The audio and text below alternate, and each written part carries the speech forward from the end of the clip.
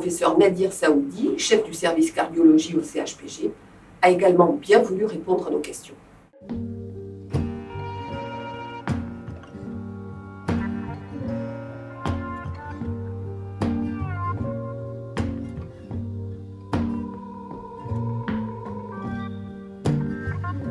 Professeur Saoudi, nous tenons à vous remercier d'avoir accepté de nous consacrer un peu de votre temps.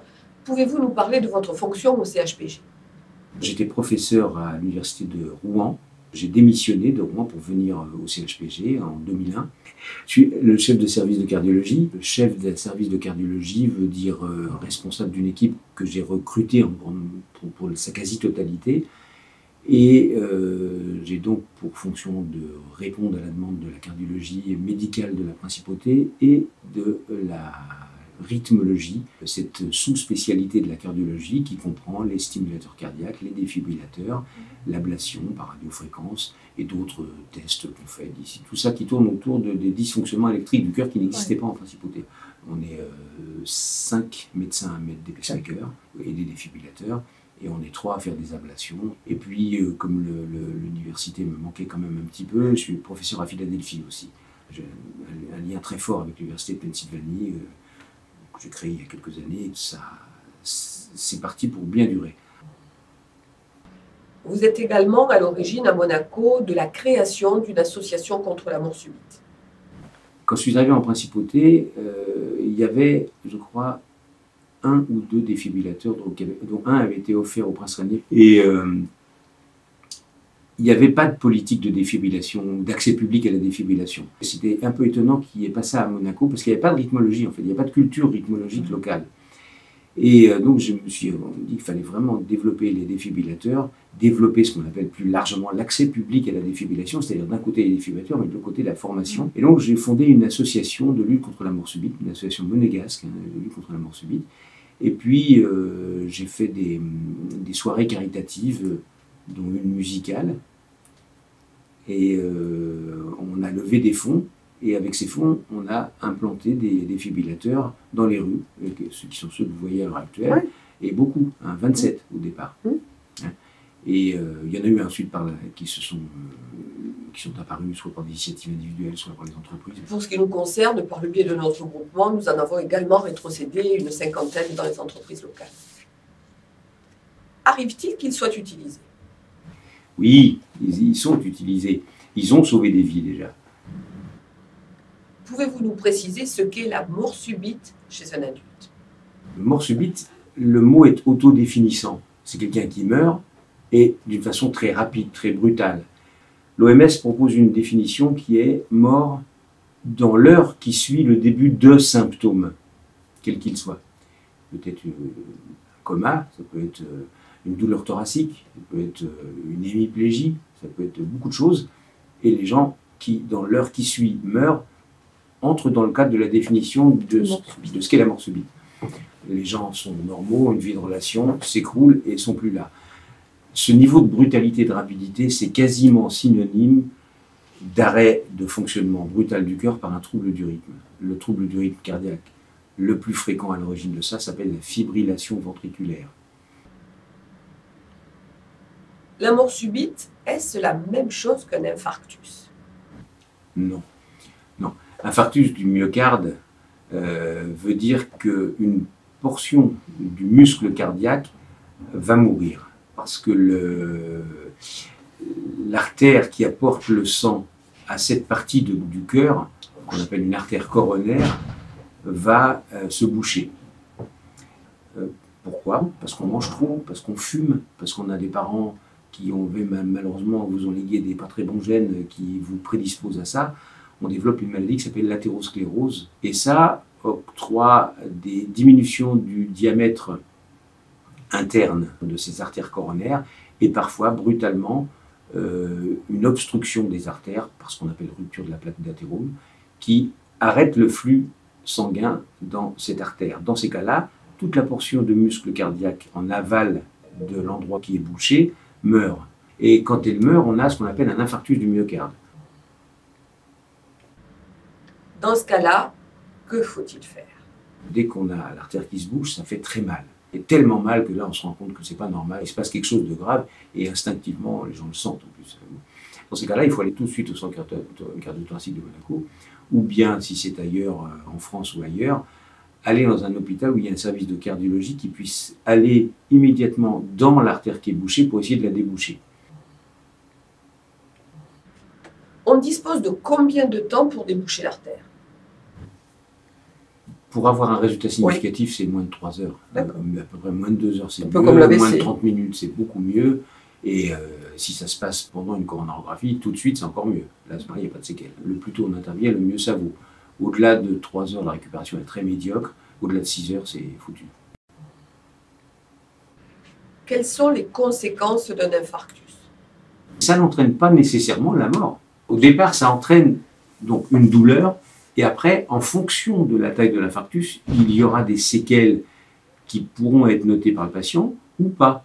Si l'infarctus est petit, parce que l'artère a été bouchée assez loin dans son trajet et l'infarctus va ne considérer qu'un tout petit territoire. Dans ces cas-là, l'infarctus sera minime et les gens pourront, après la douleur passée, ne pas avoir forcément de séquelles. Cela entraîne-t-il une insuffisance cardiaque? Pour répondre à votre question, l'insuffisance cardiaque, bien sûr, peut apparaître après un infarctus du myocarde parce que la portion de cœur qui est morte ampute trop la fonction de pompe du cœur. Et à ce moment-là, le cœur ne remplit plus sa fonction et les gens deviennent très essoufflés et entrent dans une pathologie séquelaire de l'infarctus du myocarde, mais qui devient autonome, qui est l'insuffisance cardiaque. C'est clair ce que je dis? Moi, j'ai suivi, donc ils vont suivre. Il y a aussi un autre élément, c'est que, en général, quand on a un infarctus, on a tellement peur, ça fait tellement mal qu'on change son mode de vie. Les gens qui fumaient, beaucoup arrêtent de fumer parce que là, ils se sont rendus compte qu'ils ne sont pas passés loin, la vie est éphémère, ils ont que ça comme capital. Parfois, commence le sport. En cas d'arrêt cardiaque chez un adulte, un massage cardiaque réalisé avec une alternance de 30 compressions suivies de 2 insufflations vous semble-t-il approprié? Oui, c'est bien, c'est très bien. On théorise beaucoup sur le nombre d'insufflations, sur la durée entre les compressions et les insufflations. C'est bien, mais c'est tellement dérisoire par rapport au simple fait de vraiment faire un massage cardiaque lorsqu'on est en présence d'un arrêt cardiaque. L'important, c'est que quand quelqu'un fait devant vous une perte de connaissance, d'aller voir s'il respire, pour savoir si oui ou non c'est un arrêt cardiaque, et déclencher le processus de réanimation avec l'appel des secours, en premier d'ailleurs, l'appel des secours, le massage cardiaque, la ventilation, et ça c'est important de le faire. Que se passe-t-il si l'on fait un massage cardiaque sur un cœur qui bat? Sur le plan du fonctionnement cardiaque lui-même, rarement vous allez pouvoir l'altérer, vraiment rarement. C'est solide, un cœur bien installé qui n'est pas en train de développer une maladie cardiaque, le rythme est assez solide. Vous pourrez exceptionnellement entraîner un arrêt cardiaque, mais vraiment exceptionnellement. Même si on fait un massage cardiaque 10 minutes jusqu'à l'arrivée des pompiers. Donc il faut que ce soit quelqu'un qui soit mal formé ou incompétent, qui veuille bien faire mais qui fasse mal. Et à ce moment-là, ce que vous risquez, c'est de toute façon de casser des côtes. Donc vous allez aggraver les choses, c'est sûr. Si vous faites un massage cardiaque sur un cœur qui n'est pas arrêté, c'est vraiment une grosse erreur. Oui. La plupart du temps, avant de s'arrêter définitivement, le cœur va passer par une phase de fibrillation. Sait-on combien de temps dure cette phase de fibrillation? Je pense que par s'arrêter, vous voulez dire arrêter toute activité électrique. Oui, tout à fait. Parce que sur le plan mécanique, au moment de l'installation de la fibrillation, il est déjà arrêté. Oui, la fibrillation, il n'y a plus de circulation. Voilà, il n'y a plus de circulation, il n'y a plus de contraction efficace. Donc il n'y a plus de circulation. La fibrillation elle-même, quand elle est installée, dans la mesure où le cœur est arrêté, la vie elle-même du cœur et sa fonction, même électrique, va durer quelques minutes. Et au bout de quelques minutes, il y aura un électrocardiogramme qui va être totalement plat. Et une fois qu'il est plat, a priori, il n'y a plus rien à espérer. J'ai jamais vu et jamais entendu parler de gens qui reprennent un rythme sinusal après un électrocardiogramme plat lié à une fibrillation ventriculaire. Quelle est la différence entre un pacemaker et un défibrillateur implantable? Alors là encore, le mot est auto-explicatif. Sauf que l'un est en anglais et l'autre est en français. Pacemaker, ça veut dire faiseur de rythme. Ça veut dire qu'un cœur qui n'a plus de rythme, qui n'est plus capable de générer son propre rythme, peut être suppléé par un appareil qui va le faire à sa place, qu'on va appeler un pacemaker. C'est donc un traitement de l'absence de rythme ou de rythme trop lent. On a donc un traitement de ce qu'on appelle les bradycardies.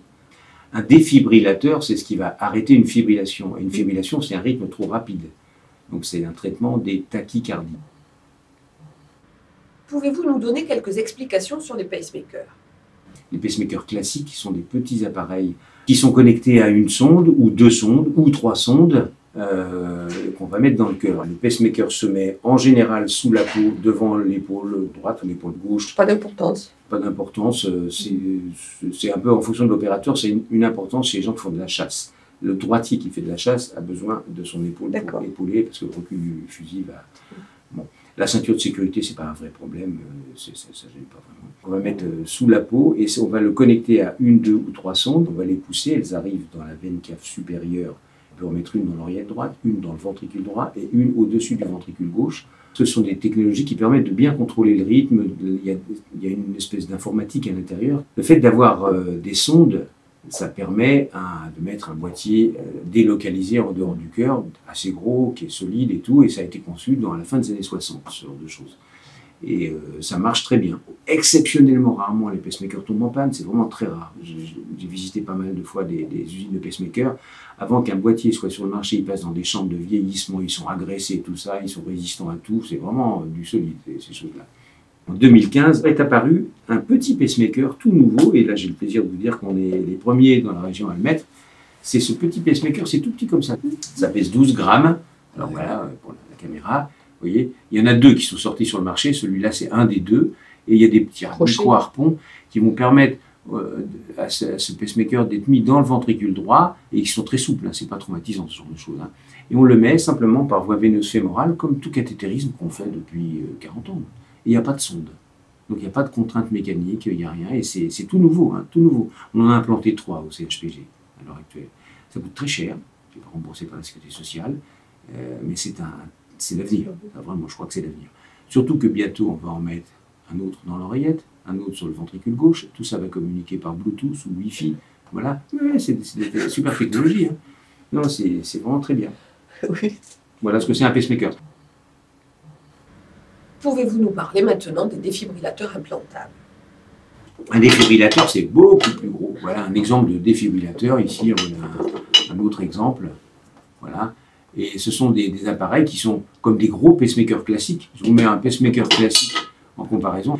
Le défibrillateur, il a plusieurs trous. Là, il y en a 2, mais des fois, il y en a 3. Et vous voyez que la taille est différente. À l'intérieur, les sondes qui sont dans le cœur monitorent en permanence quand il y a une fibrillation ventriculaire. À ce moment-là, le logiciel qui est dedans, dans le défibrillateur, va savoir que c'est une fibrillation ventriculaire, et avec une sonde très spéciale qu'on appelle une sonde de défibrillation, qui est dans le ventricule droit, va envoyer un choc électrique interne, important, c'est vraiment important. D'ailleurs, si le patient est conscient, ça fait un peu mal, c'est comme si vous receviez un grand coup de poing sur le thorax, bon, comme ça. Et c'est très bref, hein, mais ça empêche la personne de mourir parce que ça arrête la fibrillation. C'est ce que fait un défibrillateur analogue à ceux qui sont dans la rue, les défibrillateurs semi-automatiques, sauf que là, il faut mettre des palettes sur le thorax. Là, c'est à l'intérieur du cœur.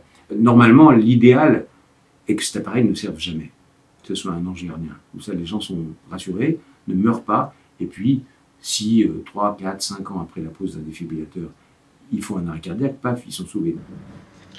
Toutes ces explications étaient fort intéressantes. Merci beaucoup, professeur Saoudi.